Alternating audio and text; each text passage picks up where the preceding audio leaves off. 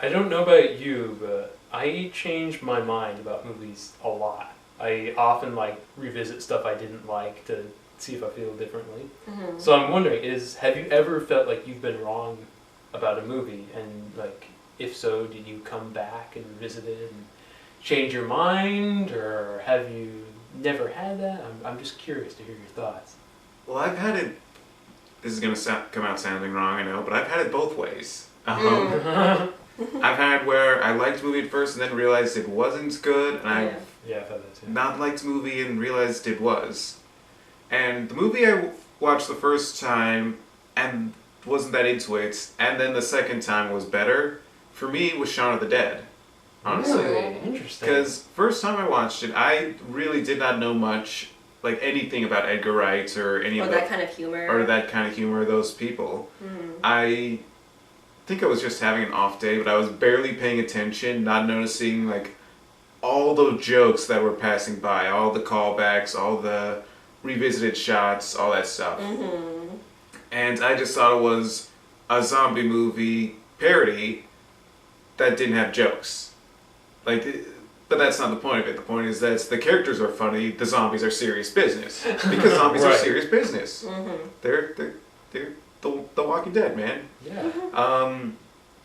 So that one. A movie that I liked when I first saw it, and then it grew worse for me, was Transformers. Ooh.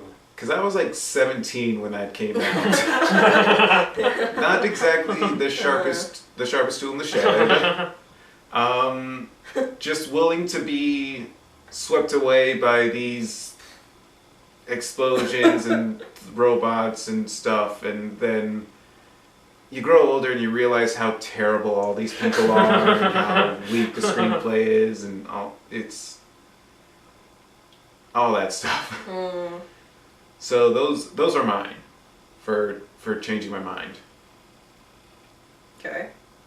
I'll say mine probably some chick flicks that I've seen when I was 17 and that kind of thing. And then you take off the nostalgia goggles. Yeah, and then you really watch and you're just like, huh. I had that with the Star Wars prequels. Oh. When I was young and stupid, I thought Attack of the Clones was the greatest movie of all time. Things change, Yeah, things definitely change. Your taste in movies definitely change. Yeah. But I can't think of anything too specific though. Probably Notebook is probably the biggest. The Notebook, and I don't know. Maybe it's the only one I can really remember. Kind of pressed with bad ones on in my head. But the other way around now, ones I thought were bad and turned out good. I can't think of any of those right now. Sure, there are some. I've got a couple. The big one though is this movie, The Dreamers, which it's came out about 10 years ago. When there's a bit of a story. When I was much younger than I am now, I had a list of movies that I wasn't allowed to see, but that I was going to see when I was old enough.